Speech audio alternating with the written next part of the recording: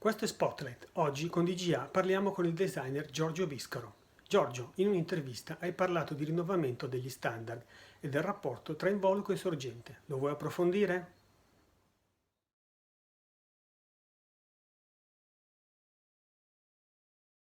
Sono stato chiamato da Making of Light di GA, che ringrazio, a dare la mia visione, la mia opinione su un tema molto interessante, che è quello del rinnovamento degli standard e della relazione che esiste tra sorgente e involucro. È molto interessante perché soprattutto mette in evidenza una contraddizione antica quanto palese. E cioè che da quando esiste il mondo dell'illuminazione decorativa, e non solo, ma soprattutto decorativa, le aziende che se ne occupano si sono essenzialmente occupati di due cose. Una, creare la luce; due, schermarla, nasconderla. Il che sembra una contraddizione, detta così, e in realtà rende ancora più evidente l'importanza che riveste la sorgente luminosa all'interno della progettazione artistica, decorativa, di qualunque tipo. Beh, innanzitutto c'è da dire che i designer, da quando hanno approcciato il mondo della progettazione luminosa, si sono trovati una ottima coperta di Linus, che è rappresentata dal fatto che da quando esiste la luce, questa è sempre stata creata e convogliata tramite un oggetto che non è praticamente mai cambiato fino agli ultimi anni, cioè la lampadina. Una lampadina che appunto per sua conformazione geometrica ha generato tutta una pletora di oggetti luminosi, di prodotti che in qualche modo la rispecchiavano. Anche in virtù delle tecnologie produttive esistenti agli albori del mondo dell'illuminazione decorativa, abbiamo assistito alla progettazione di involucri che fondamentalmente rappresentavano degli offset rispetto a questo piccolo pallino che è la lampadina. Una lampadina che appunto coperta da questa specie di concentrico schermo emetteva la luce in modo radiale. Questa radialità è stata al centro della progettazione per decenni, davvero.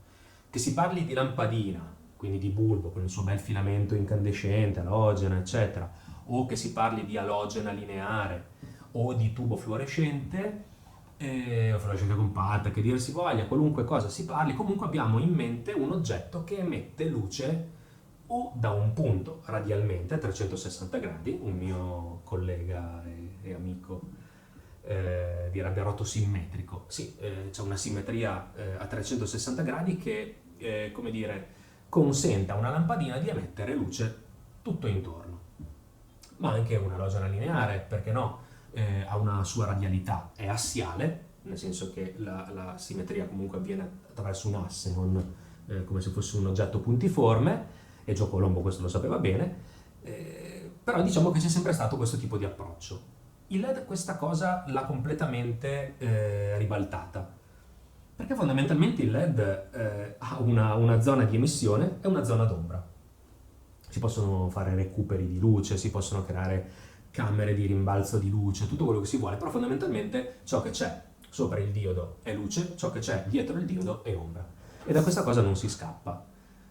Lo sanno benissimo anche i designer, perché per anni i designer si sono trovati a appunto progettare forti di uno standard che gli consentiva fondamentalmente di lavorare solo sull'involucro, senza porsi troppi problemi su quanto o su come, ancora meglio, su come la luce avrebbe dialogato con questo involucro. Si disegnava la forma esterna, dentro si metteva una lampadina e tutto era fatto. E questo ha concesso ai designer di concentrarsi tantissimo sull'aspetto emozionale, sull'aspetto semantico della luce.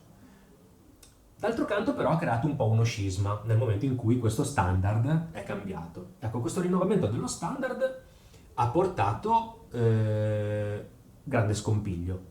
Fondamentalmente perché chi si occupava di sapere come funziona la luce era completamente diverso e seguiva regole completamente diverse da chi invece si occupava di schermare la luce, i designer. Tralasciando il fatto che ovviamente nessuna azienda ha abbracciato i LED in modo convinto e immediato, anzi il processo è stato parecchio lungo e tuttora è in corso. Però diciamo che da un lato c'era l'ingegnere che approfondiva la tematica dell'illuminazione, dell'emissione di luce, della dispersione del calore, tutte tematiche appunto tecniche, e dall'altra parte c'era chi disegnava. Solo che quando approcciava il mondo LED, partendo da quello dell'illuminazione tradizionale, si trovava di fronte a delle serie complicazioni, a partire dalla classica boccia di vetro illuminata a metà, al posizionamento della luce, alla necessità di passare da una situazione in cui le pareti dell'involucro dovevano essere sufficientemente distanziate perché la lampadina se no le scioglieva, e quindi bisognava avere dei corpi grandi, degli involucri grandi, al contrario delle situazioni in cui tutto quello che era il problema, la problematica, era dietro la luce, quindi dissipazione, grandi blocchi appunto dissipatori, eccetera, eccetera. Questa cosa comprensibilmente non è stata capita da molti, perché sono come dire, considerazioni di tipo prevalentemente tecnico-tecnologico.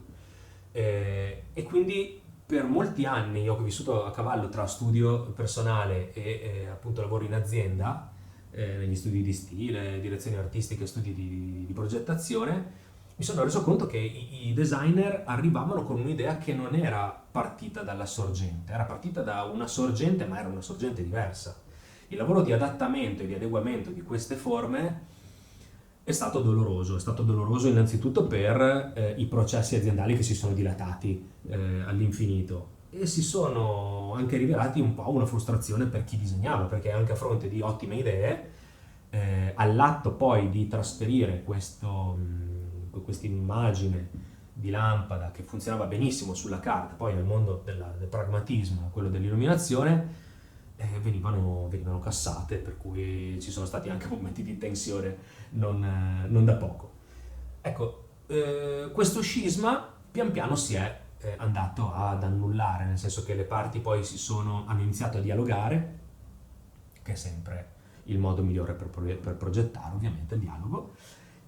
Ma siamo passati appunto da una situazione in cui gli ingegneri hanno poi col tempo travasato questa conoscenza, questa competenza anche agli studi di progettazione, ai designer, i quali ultimamente stanno effettivamente disegnando con un altro approccio.